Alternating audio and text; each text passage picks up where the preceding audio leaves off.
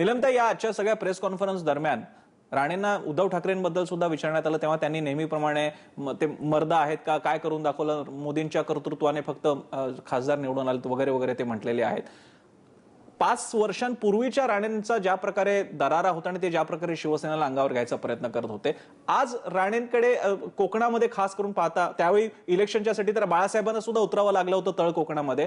आज कशा प्रकारे तुम्ही पाहता, आज कोकणामध्ये एवढा तुमचा मोठा मेळावा झालाय? एक तर पहिली गोष्ट, बऱ्याच दिवसापासून जनता जी आहे ती त्यावेळेला सुद्धा कणकवलीला मला आठवते चांगलं. त्यावेळची जी निवडणूक ते यशस्वी आणि समर जे म्हणाला अमुक होतं, त्यांनी सरळ सरळ त्यांच्या टोळीचे लोक मुंबईहून चेंबूरहून आणले होते आणि ते लोक डायरेक्टली जाऊन मारायचे आमच्या आमदारांना, खासदारांना. आता मगाशी समोर बोलताना बोलला की पूर्वी शिवसेना पाठी लागायची, आता पाठी लागायची वेळ आली. हे पण दोन गोष्टी आहेत. एक म्हणजे निवडणूक आयोग, त्याच्यानंतर मीडिया, कार्यकर्त्याची मानसिकता ही गेल्या काही वर्षात बदलत गेलेली आहे. मुद्दा क्रमांक 1. दुसरं म्हणजे महत्वाचं असं आहे की विकासाचा दावा ते जे काय करत होते त्यामध्ये त्यांच्या मुलांनी जे वर्तन केलं, त्याचबरोबर नारायण राणेंचे जे दावे आणि वस्तुस्थिती याच्यात किती अंतर आहे याची जाणीव लोकांना वेळोवेळी झालेली आहे. आणि तिसरा महत्वाचा भाग मला असा वाटतो की नारायण राणे अंगावर घ्यायचे वगैरे म्हणजे काय करत होते. अनेक वेळेला विधिमंडळात केसरकरी होते, बाकी आमदार तुम्हाला सांगतील इतर पक्षांचे सुद्धा, जिथे स्वतःचा संबंध नाहीये तिथे त्या विधानाला कलाटणी द्यायची, त्याच्यावरून काहीतरी ओढवून घ्यायचं. अगदी मी तुम्हाला उदाहरण देईन की SEZ सारखा प्रश्न त्यांनी इतका आटोकाट प्रयत्न केला त्या शेतकऱ्यांची मुस्कट डावी करायच्या. 2006 पासून लढा चालू होता. काँग्रेसमध्ये अशोक चव्हाण आणि सगळेच जण त्या SEZचं समर्थन करत होते आणि या सगळ्याचा मधला फायदा आर्थिक असेल किंवा अन्य फायदे असतील, राजकीय वर्चस्व, हे सगळे राणे स्वतःला प्राप्त करून घेत होते. आता प्रश्न असा आहे याच्यामध्ये की शिवसेना, आम्ही विरोधी पक्षात आहोत पहिली गोष्ट, आणि विरोधी पक्षात गेल्यावर ज्या वेळेला बेफाम पद्धतीने कोणी टीका करायला लागतं तर त्याची प्रत्युत्तरं आमचे लोक देत होते. परंतु प्रश्न मला यामध्ये सगळा असा दिसतो आहे की हळूहळू लोकांचा जो त्यांच्या संदर्भामध्ये भ्रमनिरास झाला तो मतपेटीत उतरायला लागला. हा मुद्दा आहे त्यामधला जो आहे तो. आणि दुसरा भाग मला असं वाटतो की आमचे सुद्धा 3 कार्यकर्ते त्यामध्ये हरवले, दगावले ना. अनेक लोक जखमी झाले या सगळ्यामध्ये. आता याच्यावरती प्रत्युत्तर म्हणून नारायण राणेंच्या वरती तशी चढाई करायला हवी होती का नाही, पण आज आम्हाला असं वाटतं की लोकसभेमधला विजय असेल आणि पुढच्या काळात विधानसभेतला, यामध्ये शिवसेना, याच्याबद्दल ते आता सातत्याने बोलतात की मोदींच्या कृपेने झालं, पण मुळामध्ये जे काही त्यांचं उरलं सुरलं आहे ते आता सोनिया कृपेमुळेच उरलेलं आहे ना. स्वतःचं त्यांचं काही स्थान राहिलेलं नाहीये. आणि मला त्याच्यात भाग असा वाटतो आहे की काँग्रेस काहीतरी जिंकली का नारायण राणे हरले, याच्यापेक्षा सुद्धा मला असं वाटतं की केसरकर जे सारखं म्हणतात की नारायण राणे ही एक प्रवृत्ती आहे आणि या प्रवृत्तीच्या मध्ये केवळ आर्थिक फायद्यांसाठी जनतेच्या हिताला हरताळ फासायचा, अगदी मग त्याच्यात गोळीबार करण्यापासून अनेक गोष्टी त्यांच्या चिरंजीवांनी केलेल्या आहेत. तर या सगळ्याबद्दलचं ते जे उघड समर्थन आणि त्याला ते जे मर्दपणा म्हणतायत ना, तो त्यांचा मूर्खपणा आहे, हे लोकांनी सिद्ध केलंय. बरं, आपण महाजनांकडे जाऊयात. याच अनुषंगाने शिवसेनेच्या भावना तीव्र आहेत, नेहमीच राहिलेल्या आहेत राणेंच्या बाबतीत. महाजनजी, या सगळ्या प्रकरणाकडे काँग्रेसच्या अनुषंगाने बघत असताना राणेंना त्याची म्हणजे वडेट्टीवार सुद्धा म्हणाले आणि आपण सगळे जाणतो आणि तुम्ही सुद्धा सांगितलं की काही गणिती नाहीये काँग्रेसचं कल्चर, पण एक काहीतरी कल्चर आहे की तुम्ही फार अग्रेसिव्ह असू नका, तुम्ही स्वतःच्या टर्म डिक्टेट करण्याचा प्रयत्न करू नका. पण राणेंनी हा दुसरा प्रकार आहे. एकदा अशोक चव्हाण, विलासराव गेल्यानंतर ज्यावेळी 26-11 झालं होतं आणि आताचा हा पुन्हा प्रकार आहे. हे टर्म डिक्टेट करणं काँग्रेस टॉलरेट करत नाही. हा धडा आहे सगळ्या काँग्रेसी नेत्यांना की तुम्ही टर्म डिक्टेट करू नका आणि सुप्रीम कमांडला कधी चॅलेंज करू नका. धडा ज्याचा त्यांनी घ्यायचा आहे तो सेंट्रली ऍडमिनिस्ट्रेटेड लेसन नाही आहे आणि तसा कधीच नसतो. मुळामध्ये प्रवृत्तीचा प्रश्न इथं निघाला तर या प्रवृत्तीचं जन्मस्थान काय आहे याची सुद्धा चर्चा कधीतरी केली पाहिजे. पण ती चर्चा जर टाळायची असेल तर नव्या गोष्टी, त्याच गोष्टी, त्याच माणसाबद्दल बोलून, पण मग ती प्रवृत्ती असेल तर तिला स्थान कसं मिळतं?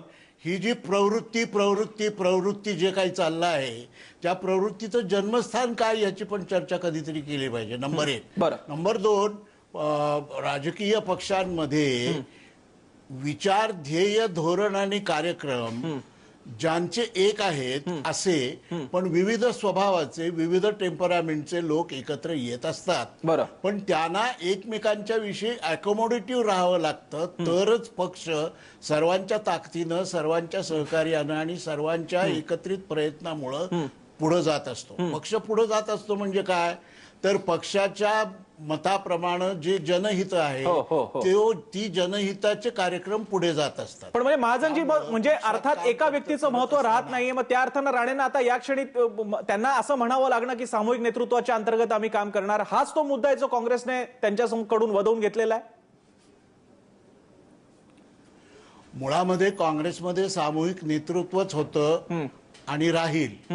कुणीतरी एक पुढे जावा लागतो, म्हणून ज्याला वल्लभभाई पटेलनी नेहरूंना लिहिलेल्या पत्रात म्हटलं होतं की you are first among equals. बरं. तसं फर्स्ट अमंग इक्वल्स म्हणून लीडर असतो आणि बाकी सगळे सामुदायिक विचार मंथनातून पक्षाचा कार्यक्रम ठरवत असतात. त्यालाच म्हणायचं सामूहिक नेतृत्व.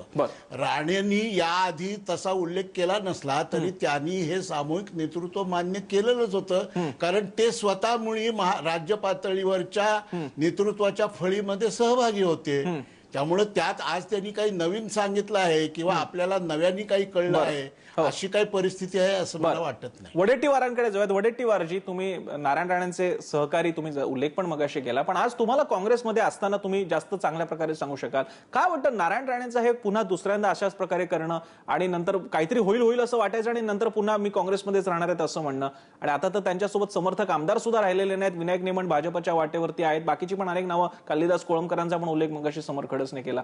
पण काय वाटतं हे असं प्रकारे आजच्या सगळ्या या 15 दिवसाचं फलित आजच्यासारखं असायला नको होतं असं वाटतं तुम्हाला?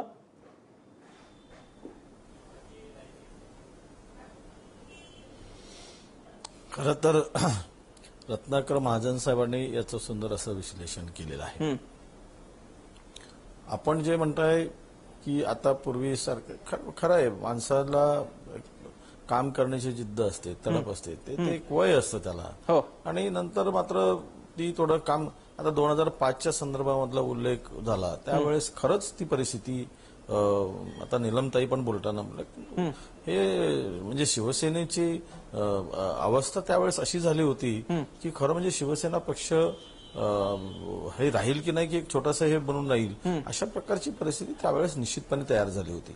आणि म्हणून जो फ्लो होता काँग्रेसकडे येण्याचा प्रचंड मोठ्या प्रमाणात होता. बघा, राजकीय अस्थिरता निर्माण होत असतात. कमी आज मगाणी पण सांगताना काही यांनी बोलले की हे चालत असतं की आज काँग्रेस अडचणीत आहे, काल शिवसेना अडचणीत होती, आज बरेच दिवस शिवसेनेला वाटत असतील, पण पुढे काय होतं हे येणारा काळ ठरवेल.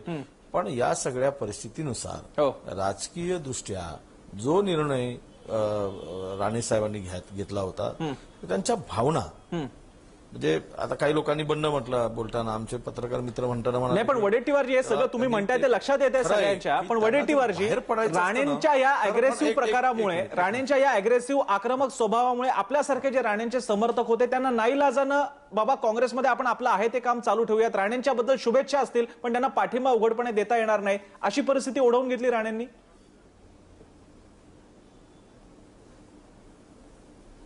नाही, बघा, खरं आहे की काही गोष्टी बोलल्याच पाहिजेत. की मी सांगतो, कामाची उरक, प्रशासनावर धाक मी पाहिलाय जवळून, मी पाहिलाय. आज मी आमदार आहे, आज मी आपल्याला सांगतो की मी त्यावेळेचा आणि आत्ताचा बदल कदाचित पक्षाच्या विचारधारेवर ते डिपेंड करत असते. मी त्यावेळेस आमचे कामं अगदी सहज व्हायची, सहज. आमची कामं म्हणजे काय हो, वैयक्तिक नाही, लोकांची कामं ज्यावेळेस आम्ही करून घेऊन जातो त्यावेळेस ती कामं झाली पाहिजेत. ही कामाचा उरक त्यांच्यामध्ये होता, हे मान्यच करावं लागेल. तडप त्यांच्यामध्ये होती आणि एक प्रशासनावर जो धाक पाहिजे होता, त्यांना असं वाटतं की ते सगळं पुढे त्यांना दिसलं पाहिजे, ते सुरू राहिलं पाहिजेत. आता आमचे मुख्यमंत्री माननीय पृथ्वीराज चव्हाण साहेब हे अगदी आपल्या शांतपणे, त्यांना काय त्यांचं म्हणणं आहे की आम्हाला विकासाची कामं घेऊन. आणि मी सांगतो, माझ्या मतदारसंघामध्ये सगळ्यात आज इतके पैसे दिलेत डेव्हलपमेंटसाठी, पण एखादी आमचं वैयक्तिक काम झालं नसेल, पण विकासाला निधी जो आहे तो त्यांनी भरपूर उपलब्ध करून. पण मग तेच जमलं नाही राणेंना, जे पृथ्वीराज चव्हाणांना जमते तेच नेमकं जमलं नाही, त्याच प्रकारे वागणं, राजकारण करणं.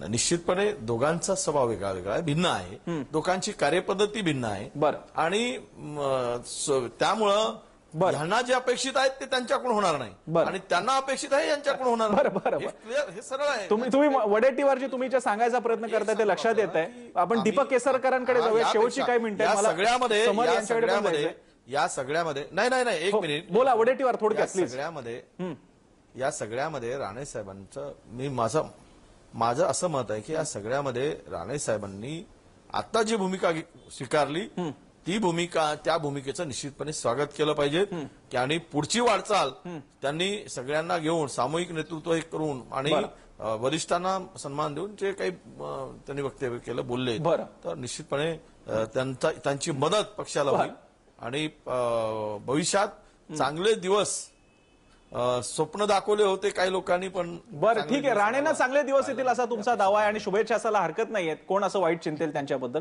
पण आपण इकडे दीपक केसरकरांकडे जाऊन सगळ्यात शेवटी समरकडे येणार आहोत. दीपकजी, अगदी काल परवाच म्हणणं आहे राणेंचं की सिंधुदुर्गात अजूनही मी म्हणतो तसंच राजकारण होईल, मीच ठरवेन आणि पुढच्या इलेक्शनमध्ये तुम्हाला ते दिसून येईल. आणि आज सुद्धा ते म्हणतात ते पुन्हा एकदा उभारी त्यांच्यामध्ये जाणवलेली आहे.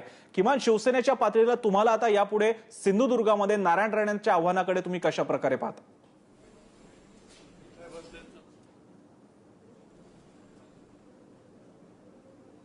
नाही, त्यांच्यामधला जो हा अहंकार आहे तोच त्यांच्या राजकीय जीवनाचा अंत ठरणार आहे असं मला प्रामाणिकपणे वाटतं. कारण लोकसभेमध्ये ज्यावेळेला त्यांचा पराभव झाला त्यावेळेला जर ते नम्रपणे लोकांच्या समोर गेले असते आणि त्यांनी म्हटलं असतं की या चुका झाल्या त्या मी दुरुस्त करण्याचा प्रयत्न करेन तर कदाचित लोकांनी त्यांना माफ केलं असतं. परंतु त्यांनी जो त्रागा केला की मी लोकांची कामं थांबवेन, जणू काही ते आपल्या खिशातलाच पैसा देतात अशा रीतीने निधी थांबवेल असं म्हणाले, हे संपूर्णपणे चुकीचं आहे आणि त्यांच्यासारख्या सिनियर मंत्र्याला हे शोभत नाही असं मला वाटतं. एक गोष्ट मी आपल्याला सांगतो की राणेंनी किती उष्ण अवसान आणून दे, त्यांचा राजकीय अंत हा कोकणची जनता करणार आहे आणि तो निश्चित आहे.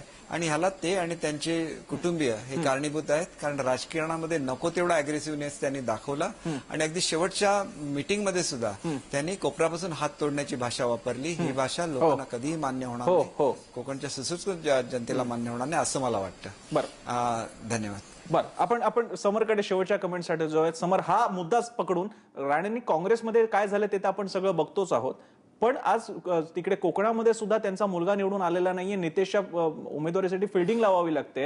राणेंचं नेमकं यापुढचं फ्युचर काय वाटतं? काय प्रवास वाटतो तुम्हाला? नाही, कसं आहे फ्युचर असं काय सांगता येत नाही. आपण काय ज्योतिषी नाही प्रसन्न. पण राजकारणामध्ये मी मगाशी म्हटलं तसं बरे वाईट दिवस असतात. याच नारायण राणेंनी जेव्हा त्यांच्या कोकणातल्या कामावर म्हणा किंवा काय म्हणाल आक्रमकतेवर म्हणा मधु दंडवतेंसारख्या माणसाला सुद्धा धूळ चारली होती. सगळं नेटवर्क यांचं होतं. जेव्हा दंडवते पडले तेव्हा जे दीपक केसरकर म्हणतात किंवा नीलमताई म्हणतात ती सुसंस्कृत आणि जी काय त्यांना जी आता भीती वाटते किंवा त्यांना जे त्याच्याबद्दलचं जे एक प्रश्नचिन्ह निर्माण झालंय की काय होणार म्हणजे ह्या सगळ्याचं ते तेव्हा कुठे गेलं होतं. आणि राजकीय हत्या जसं महाजन म्हणाले तसं त्याचा इतिहास काय या राज्यातला, या देशातली पहिली राजकीय हत्या या मुंबईमध्ये कृष्णा देसाईंची झाली. या देशातली पहिली स्वातंत्र्यानंतरची पहिली राजकीय हत्या आहे. त्याच्यामुळे याविषयी बोलायचं झालं तर तो एक वेगळा विषय असेल. उरला प्रश्न राणेंच्या भवितव्याचा. मला असं वाटतं की काही गोष्टींमध्ये त्यांची आक्रमकता किंवा त्यांची जी व्यक्त होण्याची पद्धत आहे त्याच्याविषयी नाराजी आहे जनतेमध्ये, याच्यात काहीच वाद नाही. परंतु जे मोदींनी दिलेलं, मोदी त्याच पद्धतीचे आक्रमक आहेत. समजा राणेंना आपण कम्पेअर करायचं झालं, मोदींवरती सुद्धा अशा पद्धतीचे अनेक आरोप होते. आक्रमकता जेव्हा पक्षाविषयी किंवा अँटी इन्कम्बन्सी असते तेव्हा ती आक्रमकता आपल्याला गुंडगिरी वाटते आणि जेव्हा ती समोरनं विरोधकांमध्ये येतं तेव्हा ती आक्रमकता वाटते. त्याच्यामुळे कसं आहे की आज 15 वर्षाची अँटी इन्कम्बन्सी आहे, परंतु या 2-2.5 महिन्यातलं जी काय आश्वासनं दिली होती मोदी सरकारने महागाई कमी करू पासून ती कुठली आश्वासनं पूर्ण होताना दिसत नाही. त्याचा कितपत परिणाम होईल?